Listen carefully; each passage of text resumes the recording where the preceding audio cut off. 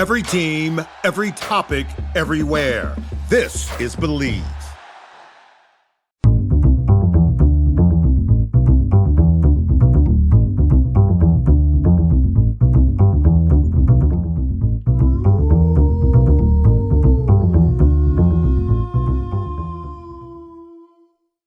Hi, welcome back to Raising Howl. I'm Jeremy Harper, and I haven't been around recently. I'm sick. I'm not well. I'll spare you all the gory details, but quite frankly, for several days I've been more virus than human. I don't know, that might affect the quality of this broadcast. We'll see. Let's start with something easy. Let's start with some football news. Yeah. It was announced that Coach Griff McCarley will get elevated from linebackers coach to defensive coordinator. This was after hand-picked candidate Nate Drelling traded being defensive coordinator at A-State to being a positions coach at Oklahoma. Sometimes the best candidate is already in the building, said Coach Butch Jones. Coach McCarley, he's been bouncing around the college football universe. You know, kind of like what the young guys have to do. Ole Miss, Northern Iowa, Kansas State, Troy, West Alabama, where he played his own football. Each stop working with linebackers. This appears to be his first stint as the defensive head honcho. Will it work? I don't know. Coach McCarley did a fine job with the linebackers last year, getting good production of Charles Wilkes, Marvin Ham. But the truth is, I was looking forward to Drelling's outside perspective. Yeah, I hadn't given him just too much thought. But yeah, it's good. We hired a guy, you know, somebody who has this experience. Maybe somebody who could take what we have and make something out of it. I don't know. But hey, when your team ranks 128th in total defense, sometimes the best candidate is already in the building. Oh, I know, that wasn't fair. That wasn't fair. Sorry I said it. I won't edit it out, but I'm sorry I said it. That wasn't fair, especially to Coach McCarley. Like I said, he did a good job with linebackers last year. The linebackers did well. And Drelling bouncing after a few weeks is the stuff of chodes. But it's frustrating how often this seems to happen to A-State. You make a hire, they stick around for sometimes just a matter of hours. And we're just like, I don't know, like cheese.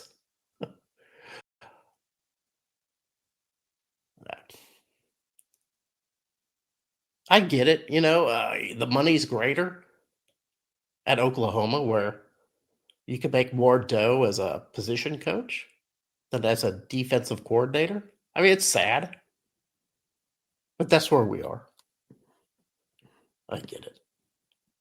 It's just frustrating, especially when our defense, ranked 128th, could really use a practiced hand at getting back on top. Good luck to Coach McCarley.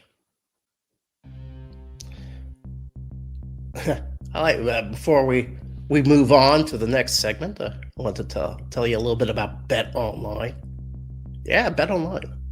You know, the biggest betting weekend of the year is here, which means more updated odds and props for Super Sunday. And Bet Online is the world's most trusted betting platform.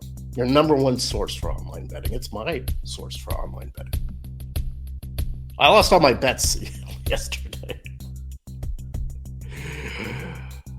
Maybe I was betting with my heart instead of my mind. I don't know. But at Bet Online, we have hundreds of prop bets, MVP odds, and exclusive in-game live betting. Bet Online is your ultimate game day companion. Whether you're a seasoned fan or a first-time bettor, Bet Online offers you everything and more to enhance your game day experience. Visit the website and make the game count a little bit more. Bet online. The game starts here.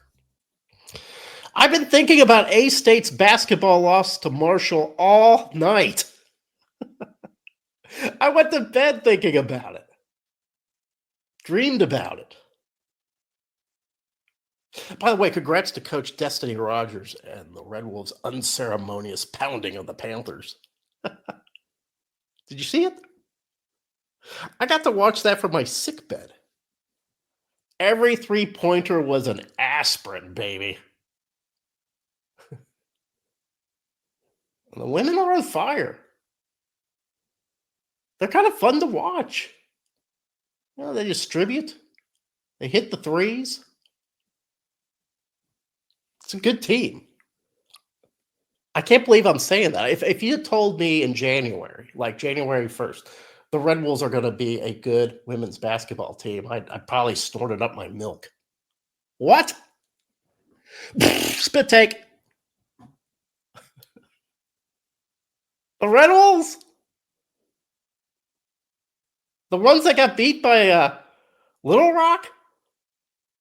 No. They're good. They're a good team. Fun to watch. But man, that game with Marshall, woof. Started fine enough with the Red Wolves shooting hot. But man, you could tell that the Thunder Herd were on a mission. You could just tell. You know, they were like, we're going to play physical. We're going to push you around. You know, the refs kind of like had that attitude. Just let the guys play. I like that. I don't mind that. If you're consistent. And the Red Wolves got their fouls. You know, they're at the line a lot. Missed a lot. But they're at the line a lot. The Thundering Herd were on a mission. And it's the same mission for every team playing Arkansas State moving forward. And that's to take out the top dog.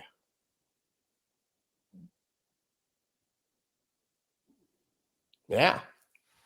Broadcast on national TV before a home crowd with a shot of getting within one game of first place.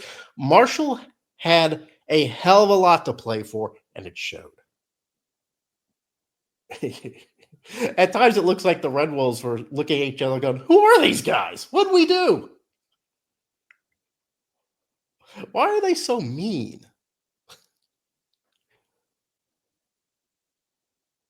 Everybody gets a piece of the blame for this loss. Everybody. Just like the Red Wolves' victories, the loss was a team effort. Zay Nelson, now 0-12 on the season from three, taking not one but two three-point shots in a tightly contested game?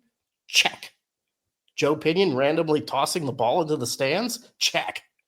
Terrence Ford missing a crucial uncontested layup? Check. I'm calling out everybody. Taryn Todd missing three free throws? Check. Rashad Marshall getting dunked on from behind when a rebound could have turned the tide? Check. Everybody contributed to this loss. Hodgson, he blew a gasket last night. Did you see it? At one point, he gave an earful to Pinion. And when I say an earful, it was like an earful plus plenty extra for the other ear. I mean, he was yelling. Pinion's like, yeah, I got you. He was mad. I don't know what. I mean, a few moments earlier, he had tossed that ball into the stands. Maybe that's what he was mad about. But I was yelling plenty, too, from the couch, watching on TV. Sick. My wife asked me if I was going to be all right. Nope. Red Wolves just got hit with a shot clock violation, baby. I'm going to need some more pills.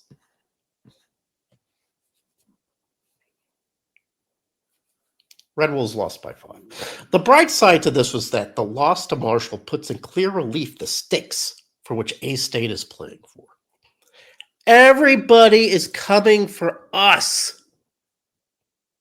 They're bringing their A game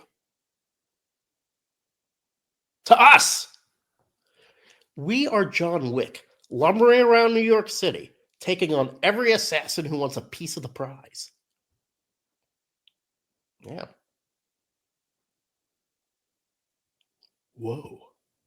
Check out the social media buzz following the game. Losing to Marshall put 5 teams within 1 game of joining us in the first place. 5 teams! They all think they have a shot. And they do, I guess. Sure. I mean, the schedule looks pretty good for the Red Wolves moving forward. I mean, that's helpful to us. But man, even the schedule that we have moving forward, all those teams, some of them are pretty bad. They're going to be gunning for us. They think they have a shot. But maybe after beating teams by double digits for 6 straight games, maybe a punch in the face is what was needed to maintain focus. I mean, sometimes that clears the mind, a punch to the nose, right? Reminds you that you're human, fallible, that you always have areas for which you can improve. Sure. Yeah. A loss always stings. You know, I was yelling on the couch. I was feeling surly. I went to bed mad. I'm sure the team felt the same way.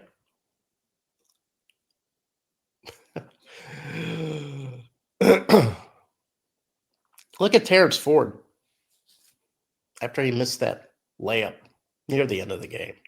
You could tell it was like, God, what is happening? Why is this happening to us? Wasn't a good night. Yeah, I commend those Red Wolves, though. I mean, they kept through it. It wasn't like at South Alabama, where the Red Wolves got down and they just kind of went, we don't know what to do here. Against Marshall, against the Thunder and Herd, they knew what to do.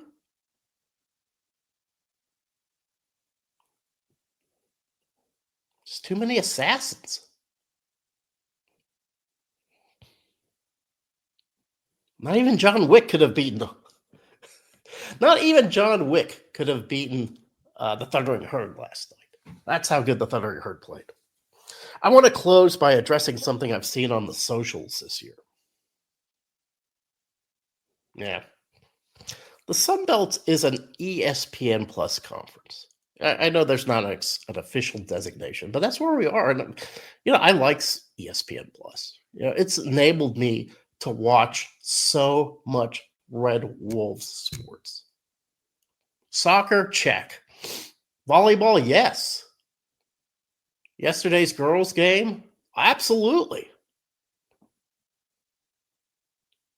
Any football game, any basketball game, ESPN Plus, they're my friend. But that means that the broadcast is heavily reliant on the university's resources, everything from cameras to announcers. As a result, sometimes the camera work can be a little amusing. I remember during one game against Texas State, this is like last year, the camera was focused on Lincoln Perry evacuating his nostrils and gooey the tail. It was gross. Why would you leave the camera on that? Give Lincoln some respect. Give the fans some respect. Don't treat us like that. But it was kind of amusing. But it's not the camera work that I hear the most complaints. It's the announcers. They're supposed to be impartial, is what I hear. Really?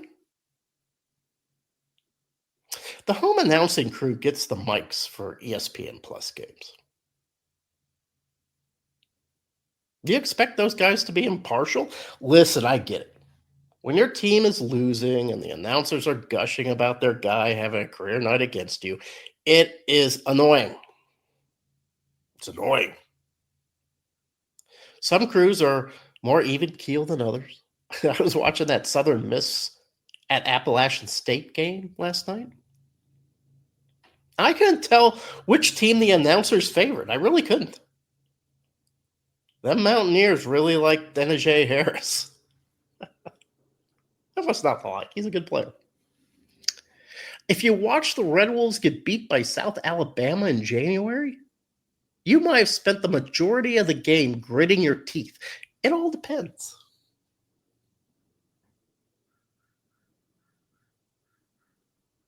It's part of the game, guys. Announcers favoring the team that they cover, that's just part of the game. Why don't you ask them to, grow another arm? They can't do it. They can't divest themselves of their loyalties. Have you ever tried to do that, by the way? Have you ever gone to a game with a friend, but you're like a guest in a way? For instance, when I went to the A-State Memphis game, I was with some Memphis guys. Have you ever tried to govern your emotions when you're surrounded by other fans? It's hard. It's almost impossible. That'd be polite, wouldn't it? Just to kind of coldly observe what's going on in the court. Yes, that was a good slam dunk. Well done. Chop, chop, cheerio. It's part of the game, guys. Listen, if you don't like it, I'm sure we can get AI to call games. Let's just get AI to do it, artificial intelligence. That would be great. We could just strip all human emotion from yet another institution humanity used to govern. That'd make us all happy, right?